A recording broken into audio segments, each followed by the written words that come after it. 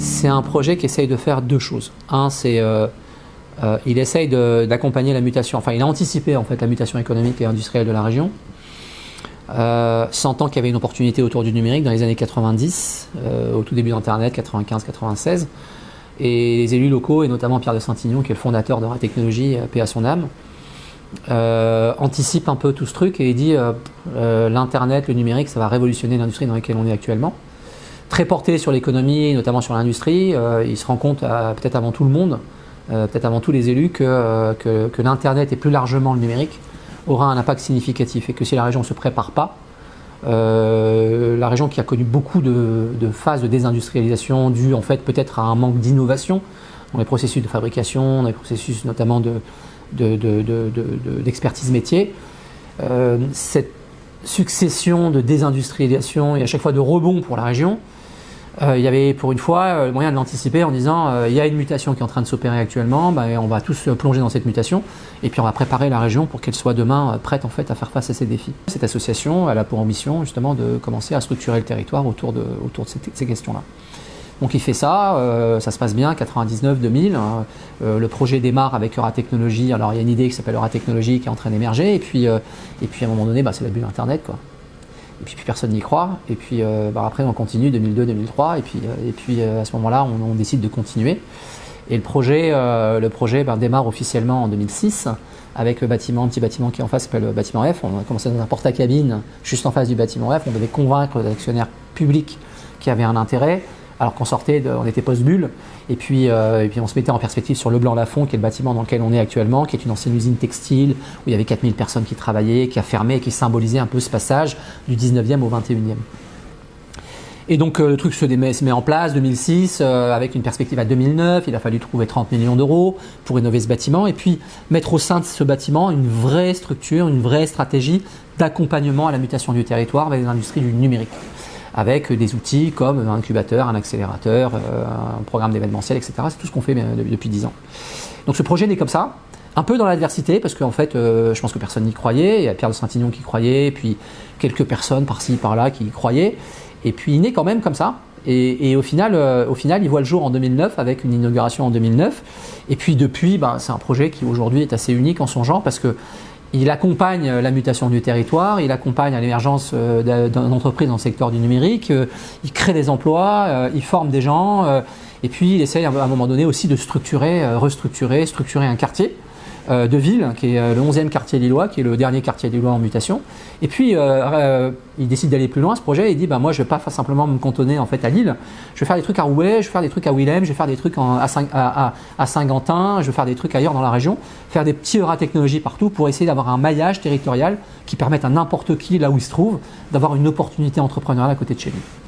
Le truc, c'est pas juste de dire on va faire un projet Euratech, on va poser un ovni au milieu d'un quartier, et puis tous les gens qui habitent à côté, ils vont travailler ici. C'est pas ça le sujet. Ça, c'était les sujets d'époque quand il y avait une usine et que les gens, ils habitaient dans le quartier et qu'ils venaient travailler ici parce qu'à un moment donné, je veux dire, rien ne se perd, rien ne se crée. Tout se transforme. C'est ce qu'on fait ici, c'est ce qui se passait déjà en 1900, quand il y avait des usines qui s'implantaient, il y avait des gens qui venaient habiter tout autour. Quand l'usine elle ferme, les gens qui sont tout autour sont en difficulté. L'idée, c'est pas de recréer ça. L'idée, c'est de réfléchir un peu différemment sur comment on peut rendre les gens. Tu vois, on a commencé par essayer de créer de l'emploi. C'est ce qu'on a fait depuis le début, en disant on va faire émerger, on fait les deux bouts. On fait émerger des boîtes, on forme les gens. Et on fait le matching entre les deux. Après, on s'est rendu compte qu'on fait émerger des boîtes, les gens, on n'arrête pas à coller.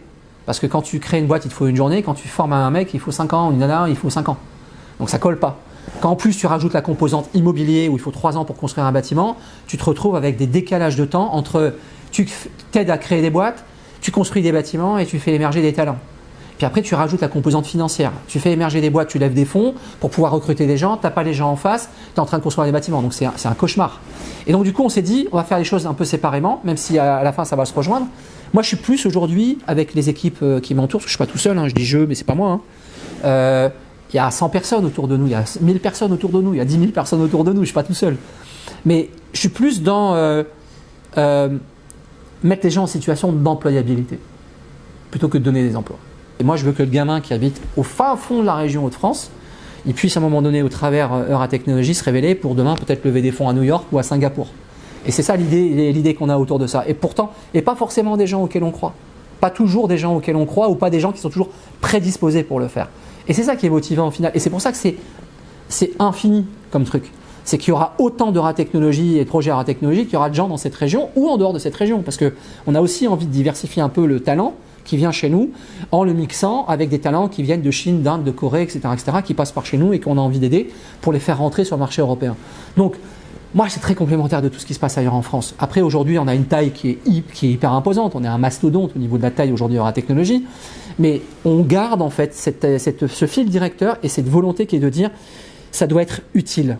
Ça doit être utile et utile au plus grand nombre et peu importe d'où tu viens. Et peu importe ton background et peu importe ce que tu as fait avant. Et aujourd'hui, il y a des gens qui vont plus vite, des gens qui vont moins vite. Et nous, notre rôle, c'est de faire en sorte que tout le monde soit sur la même ligne de départ. Alors après, c'est aussi la caractéristique publique de RATEC qui fait ça. C'est-à-dire que j'ai des actionnaires publics et je les remercierai jamais assez. Alors, ça a été drôle parce que pendant un moment donné, on a été bâché à cause de ça. En nous disant, ouais, ça sort pas de trucs, etc. Oui, j'ai tout entendu.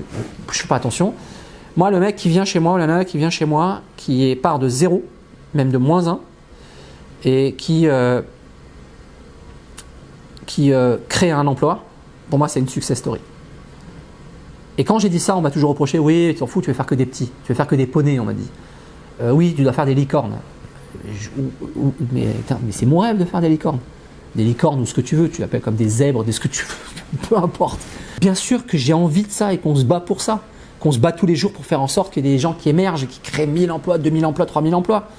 Mais au regard de la success story, si j'ai un mec qui vient ou une nana qui vient, qui est en échec et qui à un moment donné passe de 0 à 1 parce qu'il a été aidé par RATEC au travers d'un programme d'incubation, je suis le plus heureux des hommes.